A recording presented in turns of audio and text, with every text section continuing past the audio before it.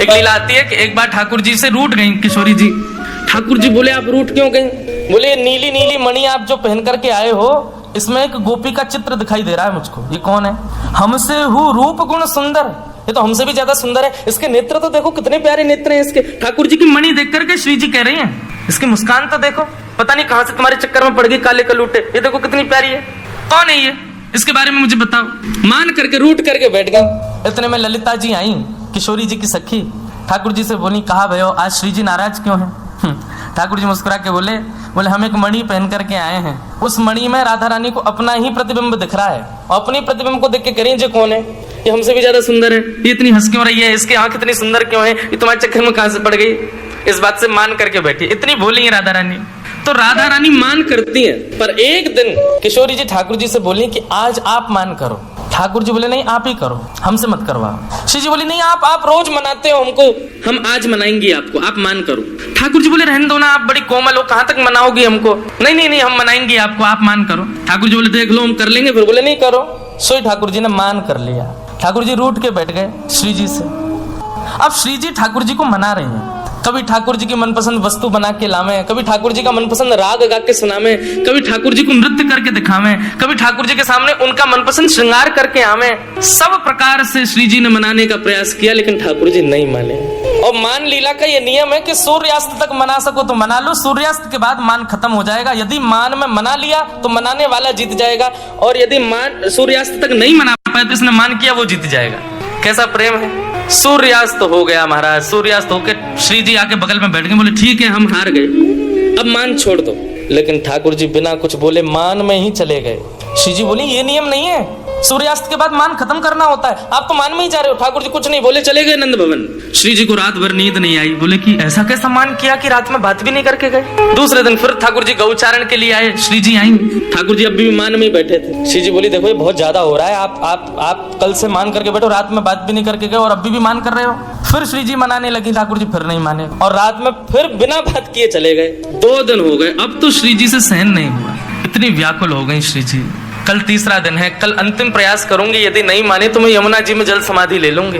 और तीसरे दिन श्री जी मनाने लगी, ठाकुर जी फिर नहीं माने। सो श्री जी उठ करके यमुना जी के तट पर चली गई। जैसे ही श्री जी के नेत्रों का अश्रुबिंद आकर के यमुना जी के जल में एक बूंद गिरा, यमुना जी का संपूर्ण जल लाल पड़ गया। यमुना जी प्रकट हो गई, हे श्यामा जी आपको किसने विरह दिया?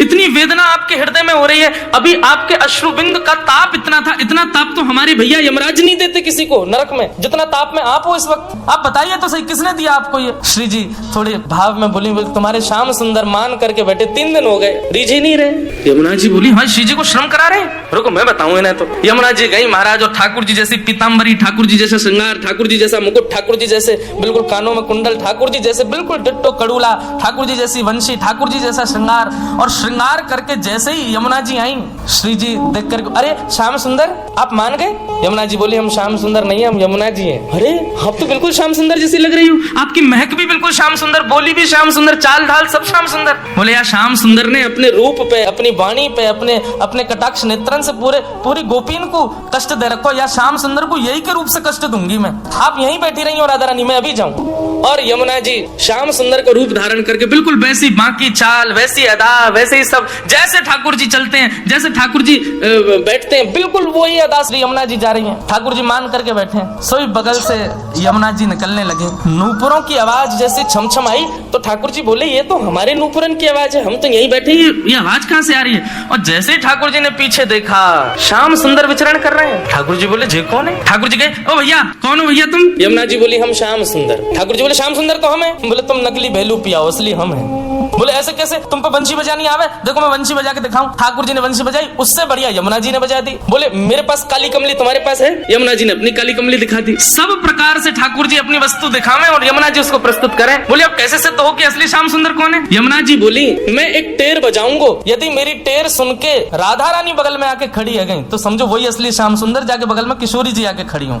अब ठाकुर जी बोले हम तो मान करके बैठे, हमारे बगल में तो आएंगी नहीं, वो इन्हीं के बगल में आएंगी। जैसे ही टेर बजाई श्री जी आने लगी। ठाकुर जी दौड़ करके गए श्री जी के चरण में, आप मैं असली श्याम सुंदर, मेरे बगल में, मैं कभी मान नहीं करूंगा आज के बाद, आप मेरे बगल में बैठ जाओ, एक बार सिद्ध कर दो। श्री जी बोली कौन कौन कहां से आ जाते हैं नकली नकली लोग, असली श्याम सुंदर तो वो। श्री जी गई और श्री यमुना जी के बगल में जाके खड़ी हो गई। अब तो सब गोपियां उन्हीं के चमर डुरामे, उन्हीं पे इत्र छिड़कावे, उन्हीं पे गुलाब जल अर्पित करें, सिंहासन पे उन्हीं को बैठावे, उन्हीं को भोग लगावे और दूर करे श्याम सुंदर रो में। बोले मैं हूँ असली श्याम सुंदर, जी कहां से नकली आ गए हैं। जैसे श्याम सुंदर रुदन करने लगे, श्री जी बोली अब ठीक है, अब मान खत्म हो गया है, अब आप बुला लो। तब यमुना जी गई और श्याम सुंदर को जाके हृदय से लगायो। बोले श्याम सुंदर आप ही हो असली श्याम सुंदर, हम तो श्री यमुना जी, हम तो यमुना महारानी है। बस आपसे एक ही प्रार्थना है, आज के बाद वचन दो हमारी श्यामा जी को कभी कष्ट नहीं दोगे। तब श्याम सुंदर ने यमुना जी को वचन दिया। बोले आज से हम नियम लेते हैं कि जब ये मान करेंगी तब हम इनको मनाएंगे, और जब हमें कोई बात बुरी लग जाएगी तो वह भी हम इन्हीं से कह देंगे कि हमको ये बात बुरी लगी है, मान करो आप ही, हमें ये बात बुरी लगी, आप ही गुस्सा हो जाओ, फिर तब भी हम ही मना लेंगे। यमुना जी बोले हाँ बस यही नियम रखना, आप कभी मान मत करना, श्री जी ही मान करें। तब से हमारे वृंदावन में सब वैष्णव कहते हैं श्याम सुंदर श्री यमुने महारानी की। तब से श्री यमुना जी श्याम सुंदर आते हैं, श्याम सुंदर श्री यमुने महारानी की।